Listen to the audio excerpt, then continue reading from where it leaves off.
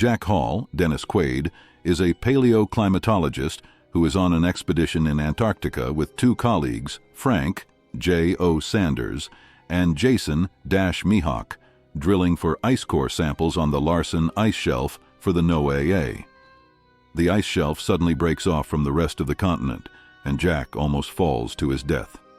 Jack presents his findings on global warming at a United Nations conference in New Delhi. Jack found that 10,000 years ago, a global warming changed the Earth's climate into the Ice Age. Jack says that it could happen again in maybe 100 to 1,000 years from now if humans don't stop polluting the atmosphere.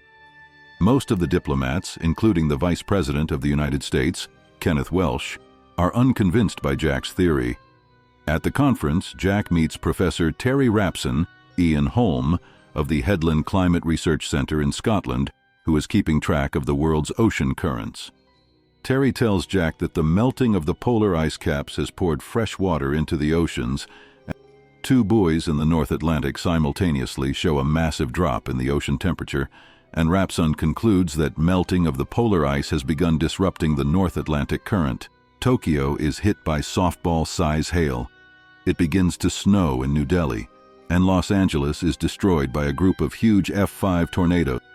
Meanwhile, Jack's son, Sam, Jake Gyllenhaal, is in New York City for an academic competition with his friends Brian and Laura, R.J. Smith, and Emmy Rossum, where they also befriend a student named J.D. During the competition, the weather becomes massively violent with intense winds and flooding rains. Sam calls his father, making a promise to be on the next train home. Unfortunately, the storm worsens. Jack sees the president and gives him the bad news that his estimate of years is now down to days before the planet enters a new ice age. Jack advises the president to evacuate everybody in the southern states to Mexico because it is too late to evacuate the people in the northern states. The vice president says he's not amused by Jack's supposed sarcasm, and Jack leaves for New York to find his son. As the storm worsens in Manhattan, the U.S. President, Perry King, authorizes the FAA to suspend air traffic over the United States due to severe turbulence. As 3 RAF helicopters fly to evacuate the British royal family from Balmoral Castle in Scotland, they enter the eye of a very massive hurricane-like superstorm that causes a temperature drop of 150 degrees that freezes their fuel lines and rotors, causing them to crash and quickly freeze to death. A storm surge almost 40 feet, about half the height of the Statue of Liberty, impacts the island, causing major flooding. Sam and his friends are able to seek refuge in the New York Public Library. As they make their way to the front doors, Laura cuts her leg on a piece of jagged metal attached to a cab. She ignores the injury and helps a woman and her children get out of a flooding taxi. Survivors in the northern United States are forced to flee south, with some Americans illegally crossing the border into Mexico. Jack sets off for Manhattan to find his son, accompanied by Frank and Jason. Their truck crashes into a snow-covered tractor trailer just past Philadelphia, so the group continues on snowshoes.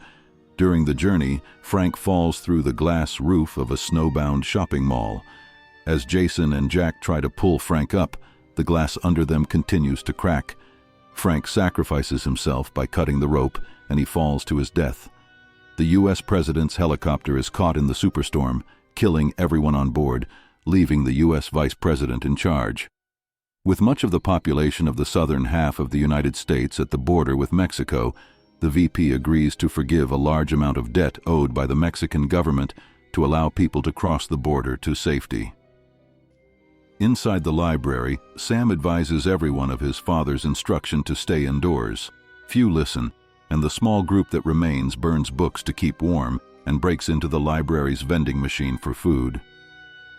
Just then, the eye of the North American superstorm begins to pass over the city with its 150 degrees for instant freeze temperatures, and the entire New York City skyline begins to freeze solid, buildings and air alike.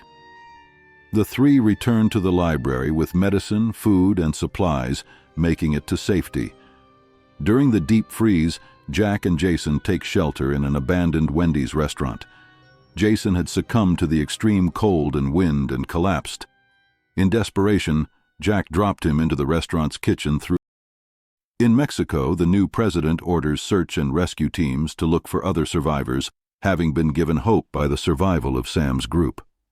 Several more groups are found on top of Manhattan skyscrapers and are also rescued. The movie concludes with two astronauts looking down at Earth from the International Space Station, showing most of the northern hemisphere covered in ice, including all of the United States north of the southern states, and a major reduction in pollution.